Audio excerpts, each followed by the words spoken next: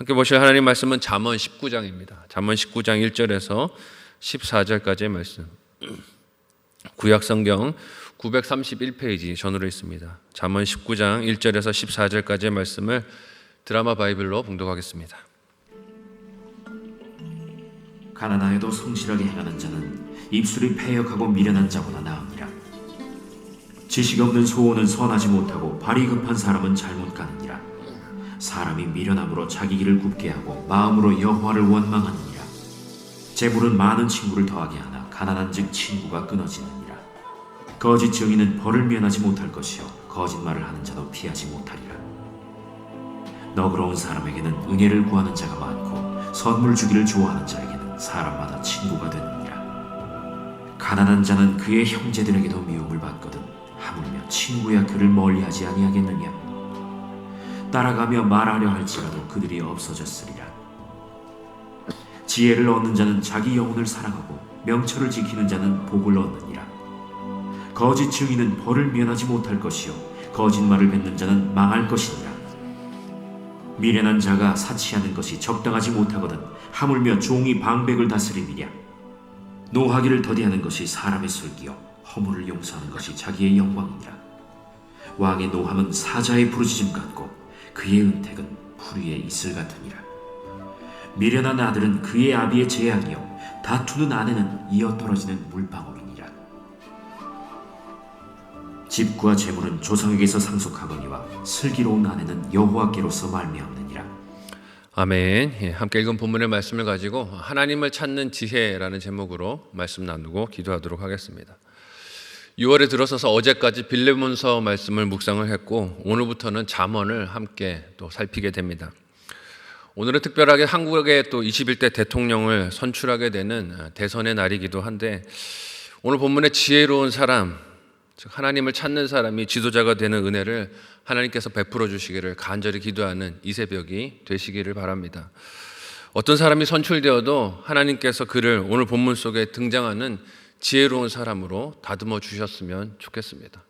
사람 자체가 좋고 나쁨이 뭐가 있겠습니까? 사람은 다 죄인일 뿐입니다. 하나님께서 그를 불쌍히 여겨주시고 긍휼히 여겨주셔서 그 마음을 인도해 주셔야 소망이 있는 것입니다. 우리는 삶이 힘들어지거나 그 여정이 어려울 때 그 원인을 하나님께 두고 원망과 불평을 쏟을 때가 많습니다. 사람의 본성이 그렇잖아요. 잘 되면 누구 덕입니까? 다 내 덕이고 잘못되면 남 탓입니다. 어린 아이 때부터 그렇습니다.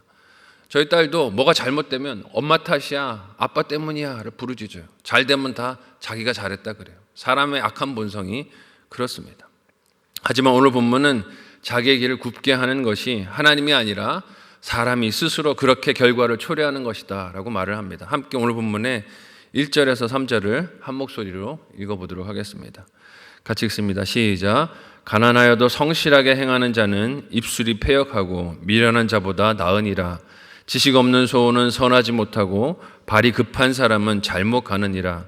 사람이 미련함으로 자기 길을 굽게 하고 마음으로 여호와를 원망하느니라. 아멘. 읽은 본문의 내용은 자기 삶의 길을 굽게 하는 주체가 하나님이 아니라 사람이다 라고 말하고 있어요. 그의 미련함이다 라고 합니다. 이것을 드러내는 현상이 무엇입니까? 입에 원망이 넘친다는 것이에요. 이 부분을 읽으면 성경에 떠오르는 분명한 예 중에 하나가 이스라엘 백성이 아닐까 합니다. 특별히 그들이 출애굽길 광야를 걸으면서 하나님을 원망했던 모습이 떠오르죠. 그들이 광야에서 40년을 방황하면서 가나안 땅을 돌아가게 된 이유가 무엇이었습니까? 원인이 누구에게 있었습니까?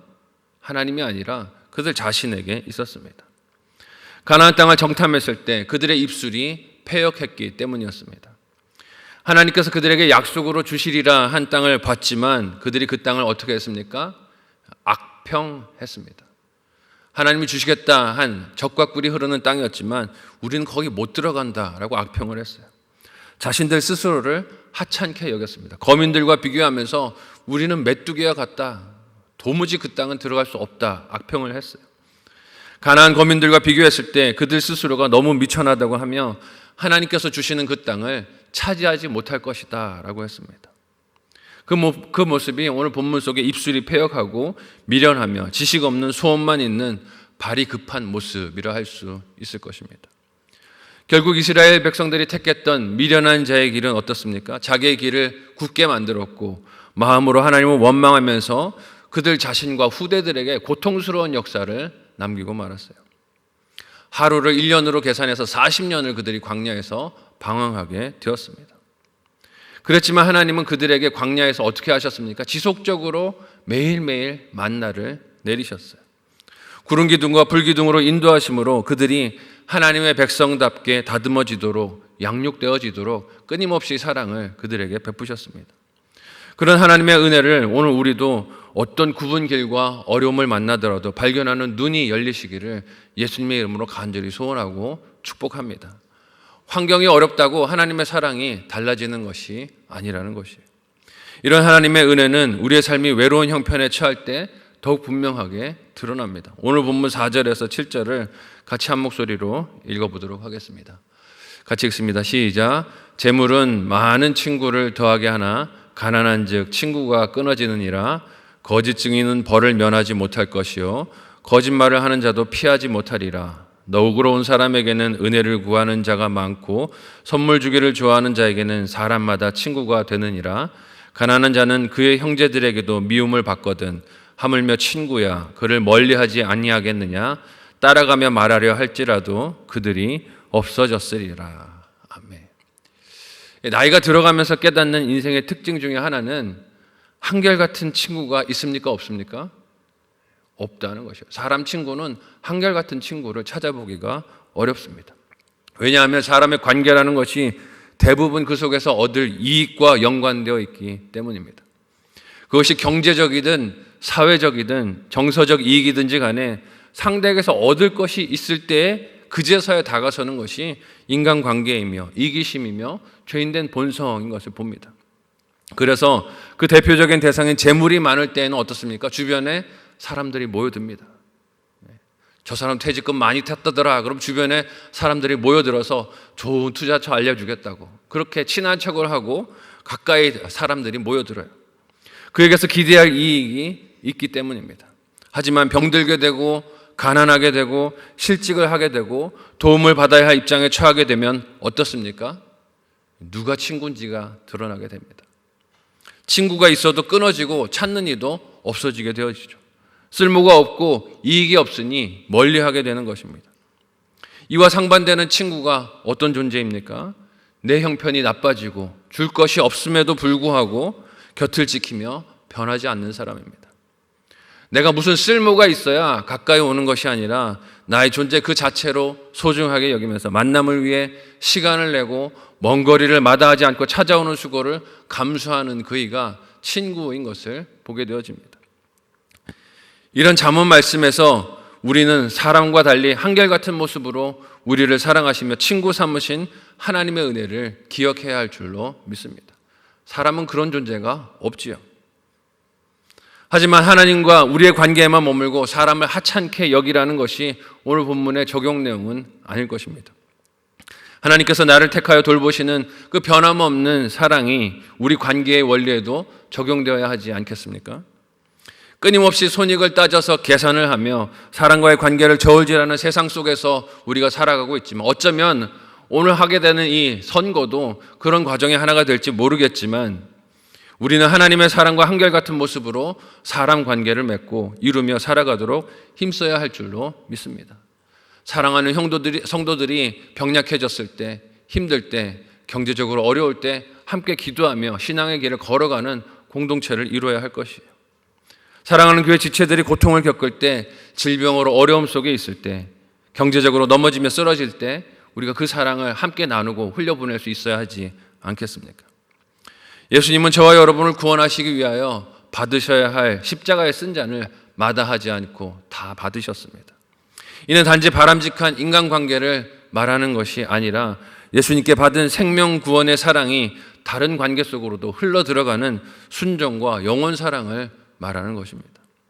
이렇게 물질이 아닌 영혼을 사랑하고 명철함을 지키는 자가 복을 얻는다라고 고백한 잠언의 말씀은 진정한 복의 출처가 되시는 하나님을 이렇게 묘사해서 우리에게 말합니다. 함께 오늘 본문 10절에서 14절을 한 목소리로 읽어보도록 하겠습니다.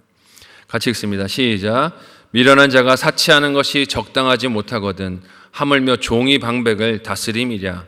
노하기를 더디하는 것이 사람의 슬기요 허물을 용서하는 것이 자기의 영광이니라. 왕의 노함은 사자의 부르짖음 같고 그의 은택은 풀 위에 이슬 같으니라. 미련한 아들은 그의 아비의 재앙이요 다투는 아내는 이어 떨어지는 물방울이니라. 집과 재물은 조상에게서 상속하거니와 슬기로운 아내는 여호와께로서 말미암느니라. 아멘. 우리는 내 자신이 미련하든 아니든 재물만 많고 사치를 할 수만 있으면 그것이 복이라고 생각할 때가 많습니다. 많은 물질이 다 복이라고 여길 때가 많이 있어요. 하지만 오늘 본문은 그것이 복이 아니라고 하십니다. 이는 마치 다스림을 받아야 할 종이 다스려야 할 방백들을 다스리려 하는 것과 같기 때문이다라고 하세요. 스스로가 통제할 수 없는데 물질이 넘치는 것은 오히려 자신을 망하게 하는 것입니다. 그래서 하나님은 사랑하는 그의 자녀들에게 너무 많은 물질을 주시지 않는 것이 아닐까 하는 생각이 듭니다. 통제할 수 없기 때문이에요.